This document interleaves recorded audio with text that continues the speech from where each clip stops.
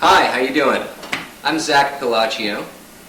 I'm a chef, formerly of the restaurant called Chicken Bone Cafe, and the soon-to-be-open 5/9 restaurant in Manhattan, New York. For my demo today, I was thinking about cooking something that didn't take a lot of time, considering a demo is something short and sweet. So I decided to make a dessert that actually gained a lot of popularity while I was at the Chicken Bone. It's called the chocolate sandwich.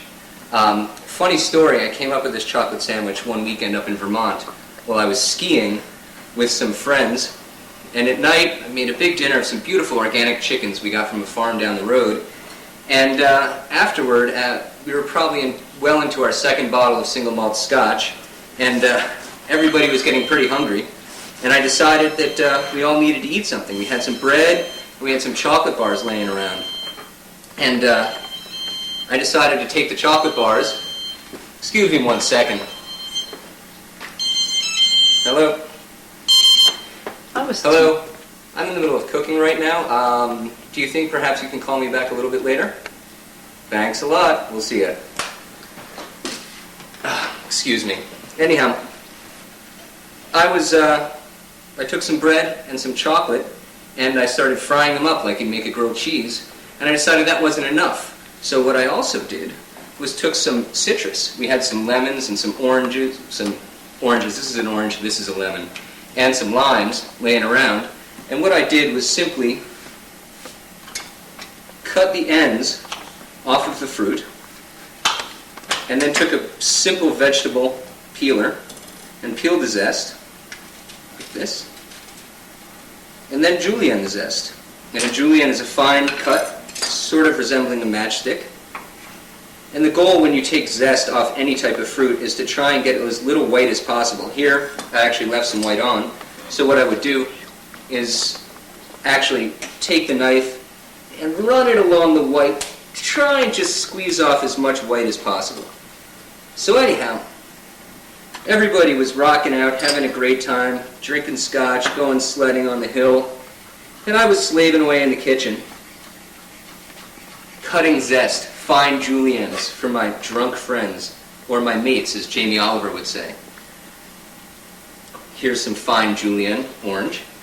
And what I decided was, even though my friends had palates that probably couldn't taste anything, I could have given them a shoe leather, I decided that having integrity in my own cooking, I would actually blanch the zest first. By blanching the zest, you get rid of some of the bitterness that's inherent in any sort of citrus juice zest.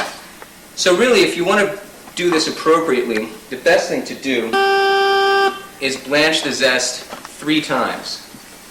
And if you blanch the zest 3 times, that will typically get rid of enough bitterness that you should be fine. I'm going to do it once now for our purposes, since you don't want to watch me blanch the zest 3 times.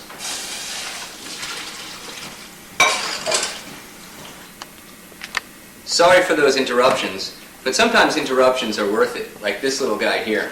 Well worth it. Come here, Hudson. This is Hudson. One day he'll become my kitchen helper. Mwah!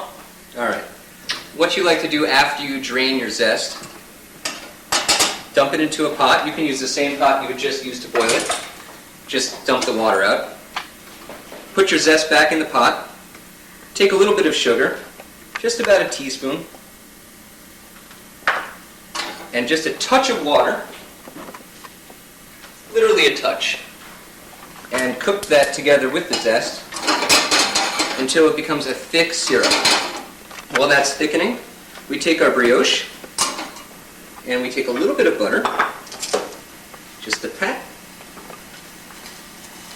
because brioche doesn't have enough butter in it naturally, and neither does, and the actual chocolate doesn't have enough fat either to really give us the flavor we want. So we want to make sure that there's plenty of fat, because we all know, what's the mantra, kids? Fat is flavor.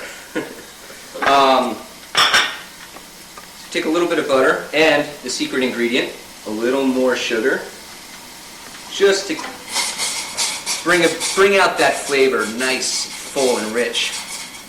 Okay, our zest is candying nicely. We can turn that off. It's nice and thick.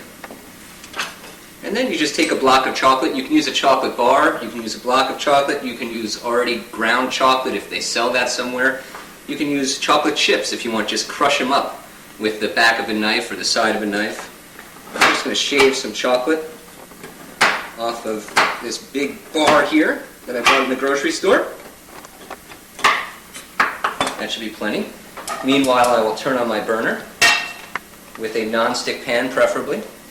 Also in the restaurant, what I often used was a panino grill or a sandwich press. You could even use your George Foreman grill. Of course, the fat will probably stay in this, and you're not really going to burn it off. But a little more butter, just because. The panino grill works great, but you can treat this just like a grilled cheese. So no need for special equipment.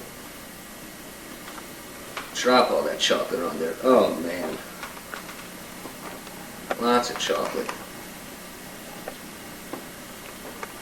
I've tried in the past to cut out sweets and try and reduce my fat intake and try some of those diets, but nothing satisfies me like chocolate.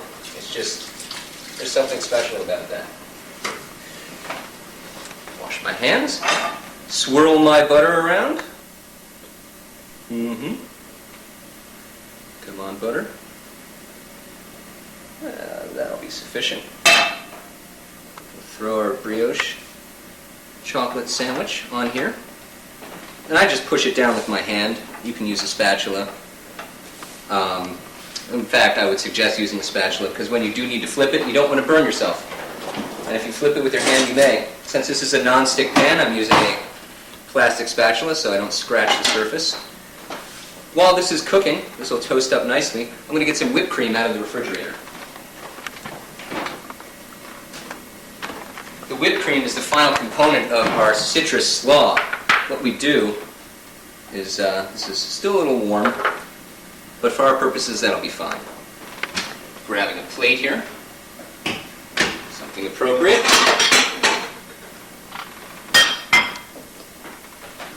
We will mix the candied citrus zest in with our whipped cream, and that makes the citrus slaw. Sometimes a nice accompaniment to this as well is, if you've taken all the zest off the citrus, is to cut little supremes, or our citrus is a little warm so it's melting our whipped cream, but to cut some supremes, as they're called, or little slices or sections of your citrus. So once you've taken your zest off, you cut off the rest of the pith, or that white stuff, and then you just take your knife and simply dive in and pull out the segments. You can make a nice little salad out of these segments, lime, lemon, and orange, and put that on the side of your chocolate sandwich as well. The citrus is really great for cutting the fat because this is, as I said, a very rich dish. Oh yes, beautiful, look at that. Golden brown. In just a moment, I'll be digging in.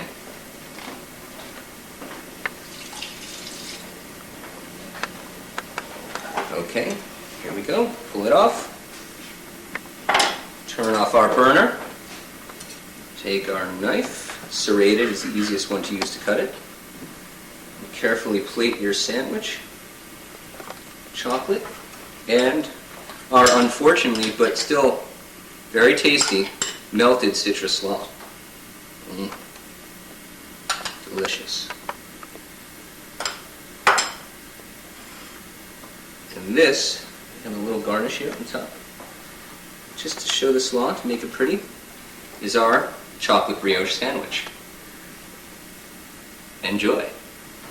Thanks.